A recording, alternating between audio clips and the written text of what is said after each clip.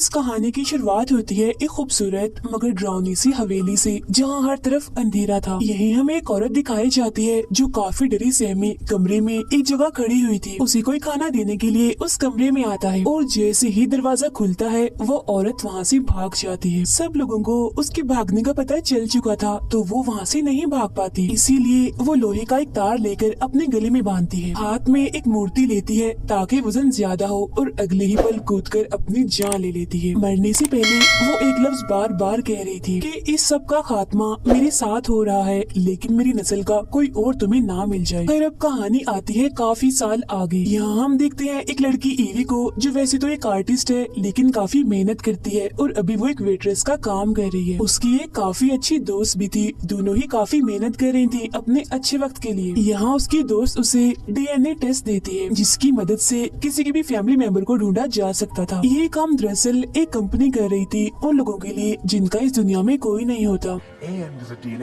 Company उस इंसान का DNA लेकर उसके रिश्तेदार को इस पूरी दुनिया में ढूंढती है। घर आने के बाद ईवी मिट्टी के बर्तन बनाने लगती है क्योंकि ये उसका शौक था, मगर उसका इसमें ध्यान नहीं होता। वो अपने माँ बाप की तस्वीरें देखकर उन्हें याद कर रही थी, बार बार उनके वॉइस मैसेज सुन रही थी, क्योंकि काफी सालों पहले उसके माँ बाप की मौत हो गई है, तभी से वो अकेली है। इसीलिए वो उस DNA को देने का सोचती है, इस उम्मीद में कि शायद इस दुनिया में मेरा कोई अपना मिल जाए और कंपनी उसे ढूंढ ले। तो अगले दिन वो अपना DNA सैंपल देती है। कुछ ही देर में रिजल्ट भी आ जाता है, जिससे उसे पता चलता है कि उसकी फैमिली इंग्लैंड से थी। DNA वाली कंपनी ने उसके कजन को खोज निकाला था, जो इस वक्त इंग्लैंड में ही था। ये जानकर ईवी को काफी हैरानी होती है। इस बारे में वो अपने दोस्त को भी बताती है। अब ईवी के साथ साथ ये मैसेज उसके कजन को भी मिलता है कि उसकी ईवी नाम की कोई कजन है, इसीलिए वो इसे मैसेज करता है और चाय कॉफी पर बुलाता है। ये देखकर ईवी काफी खुश हो जाती है, क्योंकि वो तो पहले ही अकेली थी, फैमिली की कमी उसे बहुत महसूस हो रही थी। लेकिन यहाँ उसकी दोस्त उसे समझाती है कि किसी पर भरोसा मत करो, ऐसे मुझे तो ये DNA वाली कंपनी ही फ्रॉड लगती है। क्या पता ये तुम्हें फंसाकर तुमसे कोई फायदा उठाए। मगर ईवी उसकी बात ना सुनते हुए मजाक में ले लेती है। फिर कुछ ही दिन बाद वो अपने कजन से एक होटल में मिलती है। वो ईवी से मिलकर काफी खुश था और काफी अच्छे से उसे पेश आता है, जो देख ईवी को बेहद अच्छा लगता है। फिर वो उसे बताता है कि हमारी फैमिली काफी अमीर और काफी बड़ी है, और जब उन्हें तुम्हारे बारे में पता चला तो वो बहुत खुश हुए। और कुछ दिन बाद हमारी कजन की शादी है, जिसमें तुम्हें आना चाहिए। सभी तुम्हें देखकर बहुत खुश हो जाएंगे, क्योंकि हर कोई तुमसे मिलना चाहता है। ईवी कहती है मैं आना तो चाहती हूँ, मगर नहीं आ सकती, क्योंकि इंग्लैंड आने के लिए इतने पैसे नहीं है मेरे पास। वो कहता है फिक्र मत करो, तुम्हारे आने तक का सब कुछ हमारे जिम्मे है, सारा खर्चा हम उठाएंगे। ये तुम्हें अपनी फैमिली की तरफ से एक किस्म का गिफ्ट है। तो वो मान जाती है और इंग्लैंड जाने का फैसला करती है। और फिर कुछ ही दिन के बाद वो वहाँ पहुँच जाती है, जहाँ एयरपोर्ट पर उसका कजन उसे लेने आता है और एक बार फिर काफी अच्छे से उससे मिलता है। फिर वो उसे एक आलीशान हवेली में ले आता है, जिसे देखकर ईवी काफी हैरानी से देखते ही रह जाती है। असल में ईवी के कजन की पूरी फैमिली इसी महल में रहती है, क्योंकि वो इस महल के मालिक के लिए काम करते हैं। और क्योंकि उनकी कजन की शादी की तैयारियां चल रही थी, इसीलिए यहाँ कुछ वेट्रेस को भी बुलाया जाता है। अब ईवी एक वेट्रेस से टकरा जाती है, जिसके हाथ में बर्तन थे, तो वो बर्तन नीचे गिर जाती है, मगर ईवी उसकी मदद करती है। तभी यहाँ घर का नौकर आता है और उसके साथ बदतमीजी करने लगता है। तो वो उसे कहती है आपको बात करने की तमीज नहीं है, मैं यहाँ मेहमान आई हूँ। इसी बहस के बीच एक लड़का यहाँ आता है, जो नौकर के सलूक पर ईवी से माफी मांगता है। तभी यहाँ ईवी का कजन भी आता है और दोनों को एक दूसरे से मिलवाता है। तब उसे पता चलता है कि ये लड़का कोई और नहीं बल्कि इस घर का मालिक है, जिसका नाम वॉल्टर है, और ईवी के कजन की फैमिली इसी के लिए ही काम करती है। अब यहाँ वॉल्टर का बर्ताव भी ईवी के साथ काफी अच्छा था, जो देख उसे काफी खुशी होती है। वो उसके महल की तारीफ भी करती है। फिर वो नौकर ईवी का सामान लेता है और महल के अंदर ले जाता है। हम देखते हैं कि महल सिर्फ बाहर से ही नहीं बल्कि अंदर से भी बेहद खूबसूरत।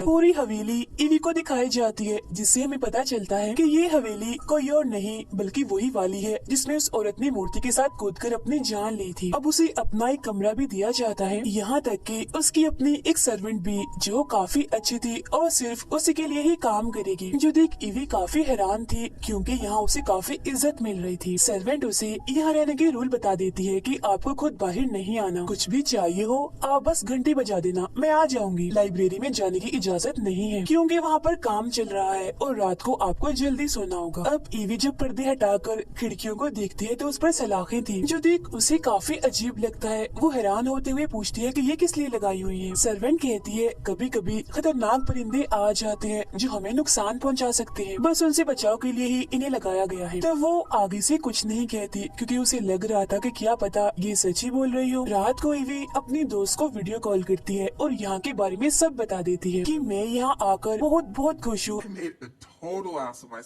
मुझे उम्मीद नहीं थी कि सब कुछ यहाँ इतना अच्छा होगा। यहाँ के लोग, ये हवेली, सबकी आदत, सब कुछ एकदम अच्छा है। अब कुछ ही वक्त के बाद उसके दरवाजे पर वॉल्टर आता है जो उसे कहता है अच्छा मैं आपको देखने आया था कि आप कमरे में आ गई और एक बार फिर मैं अपने नौकर की तरफ से माफी मांगने आया हूँ। उसकी बातों से ये लग रहा था कि वो ईवी को पसंद करने लगा है। अब इसके बाद वो वॉक पर निकल जाती है और हवेली के पास में वो एक पुरानी इमारत देखती है जिसे देख वो रुक जाती है क्योंकि उस इमारत के आसपास उसे कुछ डरावनी सी चीज दिखती है। खैर अब रात को जब वो सो रही थी तो उसे एक डरावना सा सपना आता है जिससे वो फौरन जाग जाती है और क्योंकि उसे प्यास भी लगी थी इसीलिए वो पानी पीने के लिए अपने कमरे से बाहर आती है। वो देखती है कि नौकर ने काम करने वाली सभी लड़कियों को इकट्ठा किया हुआ है जिनमें से एक को वो लाइब्रेरी में सफाई करने के लिए भेज देता है जो देख जाहिर है ईवी को काफी अजीब लगता है। मगर तभी इसी वक्त उसकी सर्वेंट आ जाती है और उसे वापस अपने कमरे में जाने का कहती है कि जाओ और सो जाओ, बाहर आना ठीक नहीं आपके लिए। तब ईवी तो कमरे में चली जाती है मगर वो लड़की जो लाइब्रेरी में काम करने गई थी हम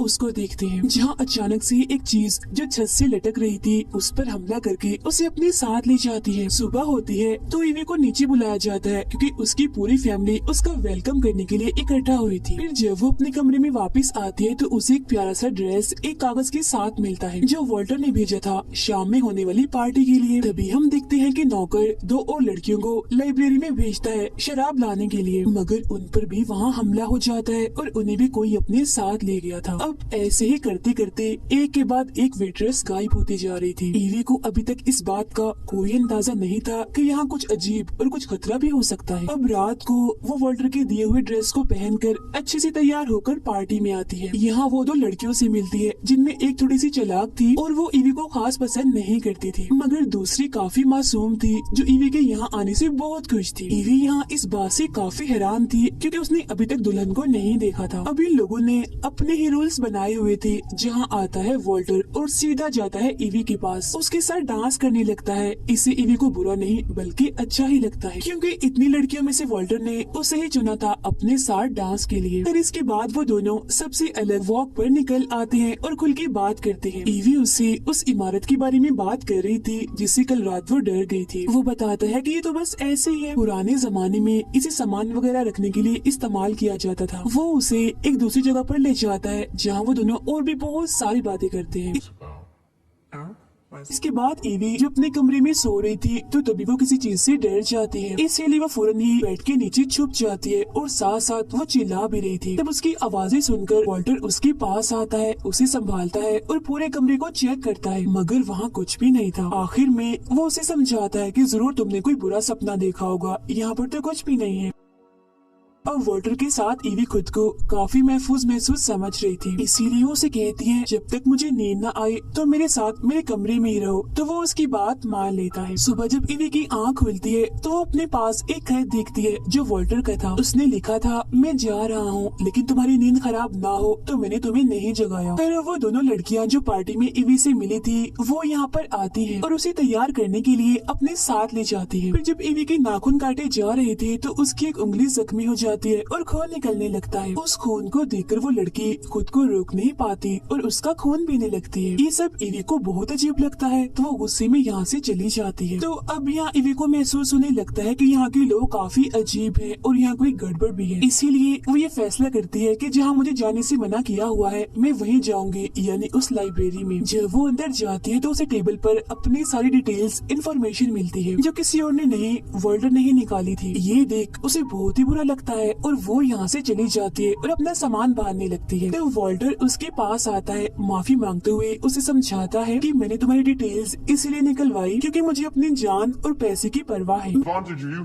all the time. मैं ये जानना चाह रहा था कि कहीं तुम पैसों के लालच में तो यहाँ नहीं आ रही। तुम्हारे कजिन ने जब मुझे बताया कि तुम यहाँ आ रही हो तो मुझे ऐसा करना ही पड़ा। बाकी मैं सच में तुम्हें जानना चाहता हूँ और तुम ऐसे फजूल में मुझ पर शक कर रही हो। तो अब यहाँ एक बार फिर ईवी फंस गई थी, मगर अब ज्यादा, क्योंकि वो वॉल्टर को पसंद करने लगी थी। अब रात के वक्त आलीशान तरीके से खाना खाया जा रहा था। सब लोग अच्छे से तैयार होकर बैठे हुए थे और ईवी को भी खूबसूरत सा ड्रेस दिया जाता है जिसे पहनकर वो आती है और वॉल्टर के साथ बैठ जाती है। अब यहाँ वॉल्टर उठता है और सभी को कहता है कि आप सबका शुक्रिया जो आप इतने अरसे से मेरे साथ हैं और मेरी खिदमत कर रहे हैं। फिर बातों ही बातों में जब वो ये ऐलान करता है कि मैं ईवी से शादी करने वाला हूँ तो ईवी को काफी अजीब लगता है। मगर अब यहाँ वॉल्टर की बातें और वहाँ की चीजें और अजीब होने लगती है। उनका नौकर एक वेट्रेस का गला काट कर खून को एक बर्तन में भर लेता है। ये देखकर तो ईवी के होश उड़ जाते हैं, वो काफी डर जाती है। अब यहाँ वॉल्टर कहता है कि सदियों से तुम मेरी खिदमत करते आ रहे हो। तुम लोगों ने मुझे 3 बीवियाँ देनी थी, जिनमें से 2 तो मेरे पास हैं और तीसरी ईवी के साथ शादी करने से पूरी हो जाएंगी। और हम सब जानते हैं कि 3 नंबर बहुत ही खास और ताकतवर होता है, जिससे मैं और भी ताकतवर हो जाऊंगा और बदले में तुम लोगों को मिलेगा पैसा, रुतबा, ताकत, इसके अलावा और भी बहुत कुछ। अब यहाँ ईवी सब कुछ समझ तो गई थी, मगर अब काफी देर हो चुकी थी। असल में वॉल्टर एक वेम्पायर था, मतलब लोगों का खून पीने वाला, और क्योंकि वो कभी भी नहीं मर सकता था इसीलिए सदियों से